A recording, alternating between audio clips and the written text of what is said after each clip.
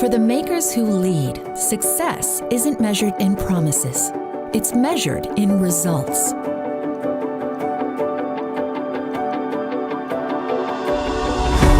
At Rockwell Automation, our 24,000 employees across the globe focus every day on delivering business results for our customers. Because with every result achieved, we realize the promise of expanding human possibilities. That's why we're Rockwell. Our customers make products and deliver solutions that touch all of our lives. And they partner with us to realize measurable, consistent, and profitable business outcomes, delivering the real results they and their customers depend on. The people of Rockwell and our vast production technology portfolio make a real difference in industrial production quality, speed, and efficiency, making a difference in ramping up adequate supplies of life-saving vaccines, making a difference by helping deliver vehicles that are affordable, efficient, and safe, making a difference by engineering sustainability into every system and solution we deliver. Because at Rockwell, we believe better is possible. And the results we deliver add value for our customers every day, in every industry we serve. Our systems connect your company end-to-end with data-fueled insights, improving the decisions that deliver results and expanding human possibilities. Rockwell Automation. Results achieved.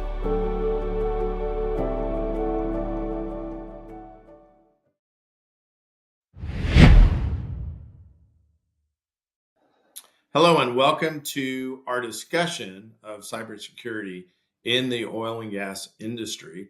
My name is Bill Roberts, and I am the industry manager for oil and gas at Rockwell. And I've been with Rockwell through the entire cycle of educating our customers and helping them understand our automation, our electrical. But today we're going to talk specifically about network and cybersecurity. With me is Matt Kitson, one of our practitioners. Matt, I'm going to let you introduce yourself. Yeah, sure thing. Thanks, Bill. So my name is Matt Kitson. I am an OT cybersecurity consultant here at Rockwell. I'm going to give you a 30-second background. I started my career right out of high school, actually, into the Army. Held various roles within the Army, and then worked my way up to what I do now, which is I'm a cyber warfare officer in the Army Reserves. So I've worked on offensive and defensive operations. Currently a team leader of a cyber protection team on the reserve side.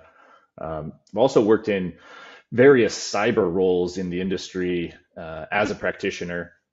I then came to Rockwell as a senior engineer on our product security, incident response, and vulnerability research teams, and then became a manager of the team, helping to drive finding and fixing vulnerabilities in our products.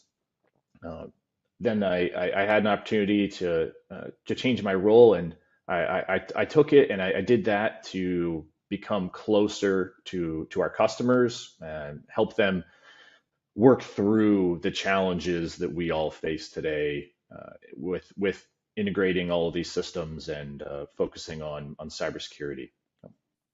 That's fantastic. And, I love that too, because while we have great technology and we provide consulting to our customers, we have practitioners that can help guide customers and work with customers based on what they're wanting to achieve, what vulnerabilities they're trying to mitigate.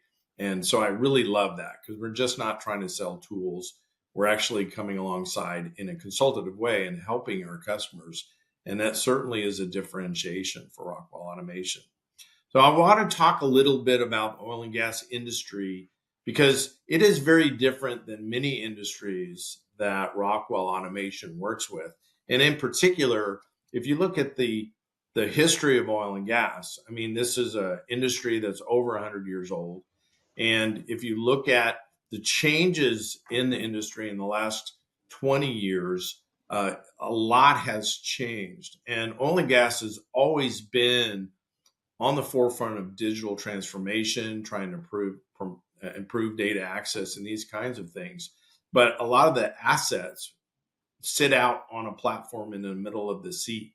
They're standalone, they're remote, and cybersecurity, as oil and gas companies want to begin to integrate the data that's available to leverage for information for a lot of these standalone assets, it's really a challenge because how do you communicate with them? What kind of network infrastructure is needed? And so, cybersecurity for oil and gas is a growing concern because of this move to capture the data that's available to improve operations, especially with so many assets spread around remote locations. So, Matt, what are some of the biggest challenges operators face when integrating legacy OT systems with modern IT infrastructure and cloud technology and the like? Yeah, it's a great question, Bill. Many OT systems and oil and gas and other areas of the industry were designed decades ago, right? And decades ago, long before cybersecurity or connectivity were really even considerations. When we try to integrate these systems and modern IT networks, we open ourselves up to vulnerabilities, outdated protocols, lack of authentication, poor visibility, and then you add in the geographic dispersion, offshore rigs, desert wellheads. It becomes clear that centralized monitoring and patching are incredibly difficult. Um, and what I see every day working with customers and what we try and do here at Rockwell is, we'll work with our customers to really understand those challenges, to really understand how IT and OT can work together, and how OT needs to own and drive a lot of that process. So we find ourselves in positions where we're helping out customers a lot with doing things like network assessments, coming up with segmentation strategies, the things that operators need to secure these environments without disruption to operations. Another thing is a lot of operators still kind of assume that a lot of their OT environments are air gapped.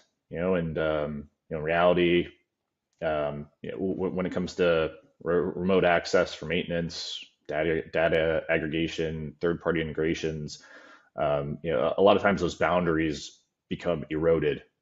So kind of a false sense of isolation can lead to underinvestment in cybersecurity. And a lot of times we'll get called in to help these customers kind of work through those issues and get their architecture in a good place, implement layered defenses that kind of reflect today's reality. That's really important. I agree. And if you're watching our discussion today, feel free to add comments, and we will certainly capture those and respond effectively for any questions or any insights you want to share with us as well.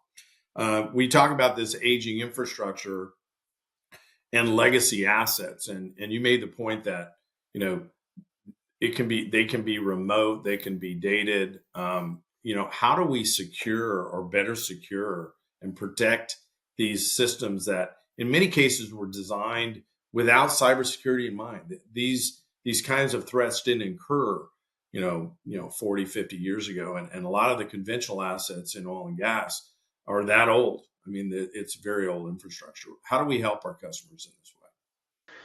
Yeah, it's a big concern, and I see it's something that I see almost daily, right? Because as you said, and as we said, the assets can be 10, 20, sometimes even 30 years old.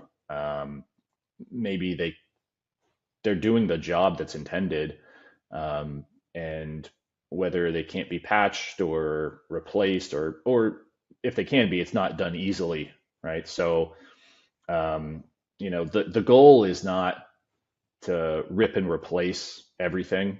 Um, there's a lot of strategies that you can use. That's not just ripping and replacing or patching. Um, you can come up with compensating controls, but really the first thing that you need to have is a good asset inventory. You need to know what what do you have in your environment, what, and not just, at every level you need to know. And how do you maintain an asset inventory? You take it out of Excel, and take it out of something that's manually updated, and really um, understand as things develop.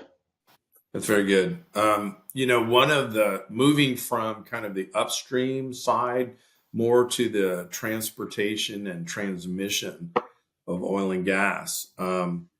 These are critical assets to the infrastructure, especially in North America as a country.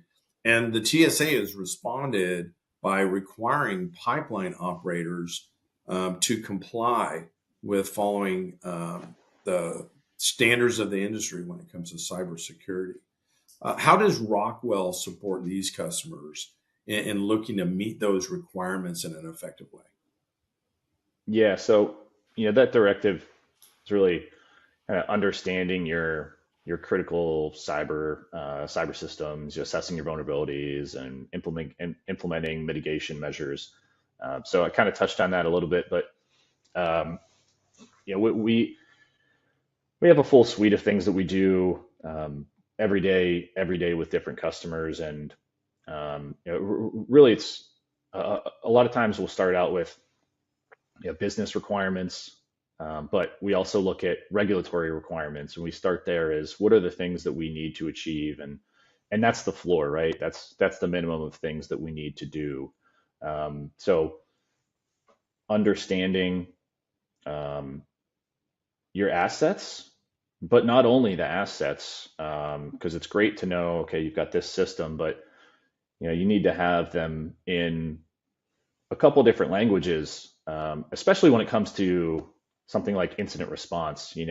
Operators can um, they can refer to a device as by one name, kind of their with the common terminology that they use.